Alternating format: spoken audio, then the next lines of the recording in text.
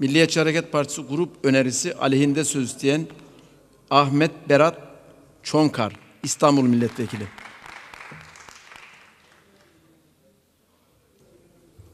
Sayın Başkan, değerli milletvekilleri, Milliyetçi Hareket Partisi'nin son günlerde Irak Türkleri ve Doğu Türkistan Türklerine karşı artan saldırıların araştırılarak gereken tedbirlerin alınması konusunda verdiği araştırma önergesi aleyhinde söz almış bulunuyorum. Yüce heyetinizi saygıyla selamlıyorum. Sözlerime başlarken dünyanın çeşitli yerlerinde gerçekleşen saldırılarda hayatını kaybeden soydaşlarımıza ve son olarak geçtiğimiz günlerde Irak'ta düzenlenen bir intihar saldırısında hayatını kaybeden Irak Türkmen Cephesi Başkan Yardımcısı Ali Haşim Muhtaroğlu ve Selahaddin Vali Yardımcısı Ahmet Koca'yı rahmetle anıyor, başsağlığı dileklerimizi iletiyorum. Sayın Başkan, değerli milletvekilleri, uluslararası camianın saygın bir üyesi olarak Birleşmiş Milletler ilkelerine ve bu camianın normlarına uymakla yükümlü olan Türkiye'nin dış politikasının temel taşlarını diğer ülkelerin bağımsızlığına, egemenlik ve toprak bütünlüğüne saygı gösterilmesi ve iç işlerine karışılmaması ilkeleri teşkil etmektedir. Türkiye, Çin'in bağımsızlığına, egemenliğine ve toprak bütünlüğüne saygı göstermektedir. Bunun yanında Çin'in insan haklarının evrenselliği ilkesi ışığında Uygur Türklerinin kendi vatanlarında uluslararası insan hakları normları ve standartları dahilinde huzur, güvenlik ve refah içinde yaşamalarını sağlamasını beklediğini de her fırsatta dile getirmektedir.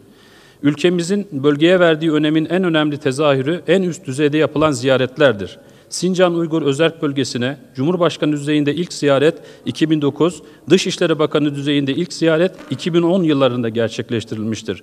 Sayın Başbakanımız 8-11 Nisan 2012 tarihlerinde Çin'e yaptığı ziyaret sırasında Pekin ve Şangay'ın yanı sıra Urumçi'yi de ziyaret etmiştir. Bu tarihte Türkiye'den Başbakan düzeyinde yapılan ilk ziyarettir. Sayın Başkan, değerli milletvekilleri, Türkiye, Uygurların kaderi, geleceği ve yaşam koşullarıyla yakından ilgilenmekte ve Uygurları Çin Halk Cumhuriyeti ile arasında bir dostluk köprüsü olarak görmektedir. Bu kapsamda Uygurların kendi kültürlerini ve kimliklerini koruyarak Han kökenli Çin Halk Cumhuriyeti vatandaşlarıyla eşit koşullarda yaşamalarına büyük önem atfetmektedir.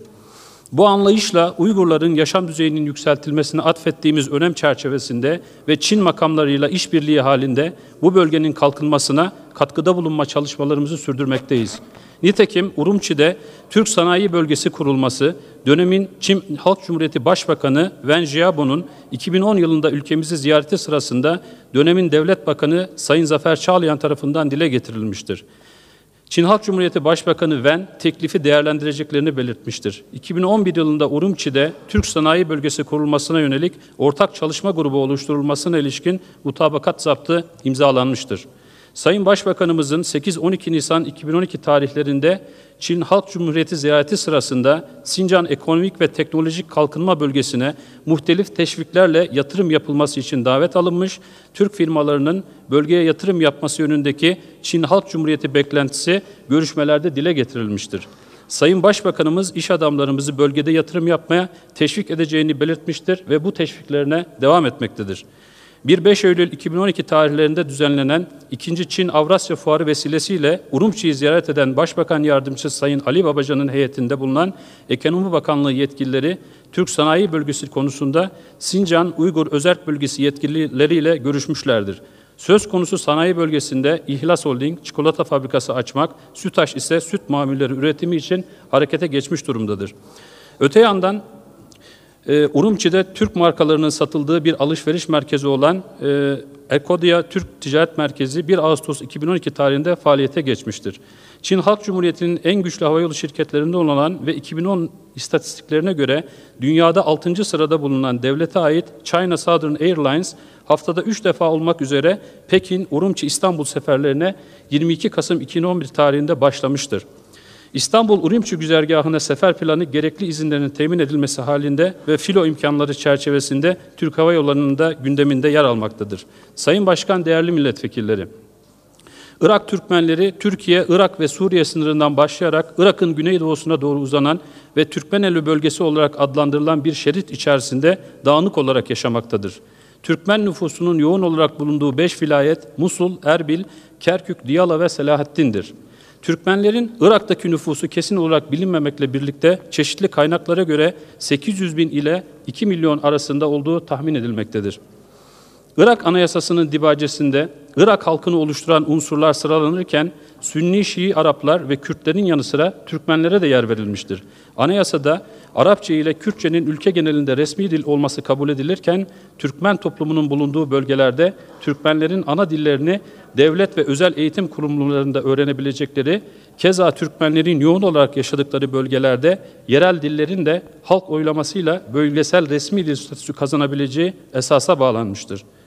Anayasanın 125. maddesinde de yerel yönetimlerde Türkmenler, Asuriler ve diğer grupların idari, siyasi ve kültürel ve eğitime ilişkin hakları temin altına alınmakta ve bu hususlara ilişkin düzenlemelerin yasayla yapılacağına hükmedilmektedir.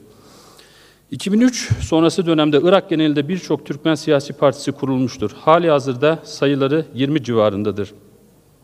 Sayın Başkan, değerli milletvekilleri, aidiyeti ihtilaflı bölgelerin durumu, özellikle de Kerkük'ün statüsü ve bu vilayette uzunca bir süredir gerçekleştirilemeyen yerel seçimler, 2014'te yapılması öngörülen genel seçimler, İKB merkezi hükümet ilişkileri ve güvenlik Türkmenleri öncelikle ilgilendiren hususlardır. Kendine özgü koşulları nedeniyle Kerkük'e ilişkin tüm meselelerde kararların vilayetteki 3 unsurun Türkmen, Kürt ve Arap uzlaşısıyla alınması Türkmenler açısından hayati önem taşımaktadır. BM, düşünce kuruluşları ve Kerkük'teki ilgili tarafların bugüne dek Kerkük'ün nihai statüsüne ilişkin olarak kamuoyuna sundukları çözüm önerileri içerisinde Türkmenler bakımından en tercihe şayanı Kerkük'e özel statü verilmesidir. Yerel seçimlerin Kerkük'te de düzenlenebilmesi için Türkmen, Kürt ve Araplar arasında yapılan görüşmelerde seçim esasları, seçim tarihi, seçmen kütükleri, üst düzey görevlerin paylaşımı, güvenlik üzerinde bir uzlaşıya varılamamış, bu konuda UNAMI tarafından hazırlanan yasa taslağına ilişkin müzakerelerden henüz bir sonuç elde edilememiştir. Sayın Başkan, değerli milletvekilleri, İKB ile merkezi hükümet arasındaki gergin ilişkiler ve Sünni kesimin süregelen protesto gösterilerinin merkezi hükümet güvenlik güçleriyle çatışmaya dönüşme ihtimali siyasi ve ekonomik güç bakımından diğer gruplara göre daha dezavantajlı durumda bulunan ve güvenlik konumlarında layıkıyla temsil edilemeyen Türkmen toplumunda endişeye yol açmaktadır. Nitekim merkezi hükümete bağlı güvenlik güçlerinin 23 Nisan günü Kerkük'e bağlı Havice ilçesinde gösteri yapan protestoculara karşı düzenlediği ve çok sayıda can kaybıyla sonuçlanan operasyon sonrasında bölgede gerginlik artmıştır. Öte yandan Irak'ta son dönemde gerçekleştirilen terör saldırılarında ülkenin etnik ve mezhepsel bakımdan karma nüfuslu şehirlerinin hedef alınması ve bu şehirlerin yoğun Türkmen nüfus barındırması Türkmenlerin endişelerini arttıran bir diğer unsuru oluşturmaktadır. Son olarak Selahaddin vilayetinin nüfusunun çoğunluğu Türkmen olan Tuzurmatı ilçesindeki Türkmenler, ilçede 23 Haziran 2013 tarihinde meydana gelen terör olaylarını protesto etmek amacıyla Bağdat-Kerkük yolunu ulaşıma kapatmışlar. Söz konusu protesto eylemlerinin sürdüğü esnada 25 Haziran günü düzenlenen intihal saldırısında aralarında Irak Türkmen Cephesi Başkan Yardımcısı ve Selahaddin İl Meclisi eski üyesi Ali Haşim Muhtaroğlu ile Selahaddin Vali Yardımcısı Ahmet Koca'nın da bulunduğu 13 kişi hayatını kaybetmiş ve çok sayıda kişi yaralanmıştır. Söz konusu saldırı Türkmen toplumu içinde geniş yankı uyandırmıştır. Saldırının öğrenilmesinin ardından Sayın Cumhurbaşkanımız İTC Başkanı Erşad Salih'i telefonla arayarak başsağlığı dileklerini iletmiş, adı geçene yazılı bir taziye mesajı da göndermiştir. Keza Sayın Bakanımız da Erşad Salih'i ve merhum Ali Haşim'in oğlunu telefonla arayarak başsağlığında bulunmuş. Ayrıca Ali Haşim ve Ahmet Koca için cenazelerin Tuzurmatı'dan defnedilmesinden önce İTC'nin Kerkük'teki merkezinde düzenlenen törene yazılı bir mesajını da iletmiştir. Türkmen yoğun bölgelerde artan terör saldırılarının Irak Türkmen camiasında Türkmenlerin kendi yerel güvenlik güçlerini oluşturmasına yönelik taleplerinin sıklıkla dile getirilmesine sebep olduğu gözlemlenmektedir. Sayın Başkan, değerli milletvekilleri, Kerkük'te Kürtler, Türkmenler ve Araplar asırlardır bir arada yaşıyorlar ve bundan sonra da barış içerisinde ebediyete kadar bir arada yaşayacaklar. Bizler Kerkük'ün birlik ve beraberliğini, Irak'ın birlik ve beraberliğiyle bir tutuyoruz. Türkiye olarak, millet olarak Irak'ta yaşayan bütün kardeşlerimizin mezhebi kökeni ne olursa olsun bizim kardeşlerimiz olduğunu söylüyoruz. Biz ebediyen bu kardeşlerimizle kardeş olarak yaşayacağız. Hangi mezhebe ait olursa olsun Sünni, Şii, Arap, Kürt, Türkmen, Hristiyan kardeşlerimizle ebediyete kadar barış içerisinde yaşayacağız. Biz şuna inanıyoruz ki Kerkük sahip olduğu zenginlikleriyle en önemlisi de Kerküklerin kardeşliğiyle önümüzdeki dönemde sadece Orta Doğu bölgesinde değil dünyanın en hızlı gelişen ve yükselen şehirlerinden biri olacaktır. Türkiye Kerkük'ün kalkınması için elindeki bütün imkanları seferber etmektedir. Bundan sonra da hiçbir gayretten geri durmayacaktır. Devlet ve millet olarak Doğu Türkistan'da, Irak'ta, Suriye'de ve dünyanın her noktasında soydaşlarımızın her daim yanında olmaya devam edeceğiz. Bu duygu ve düşünceler içerisinde araştırma önergesinin aleyhinde oy kullanacağımızı bildirir. Hepinizi saygıyla selamlarım. Teşekkür ediyorum.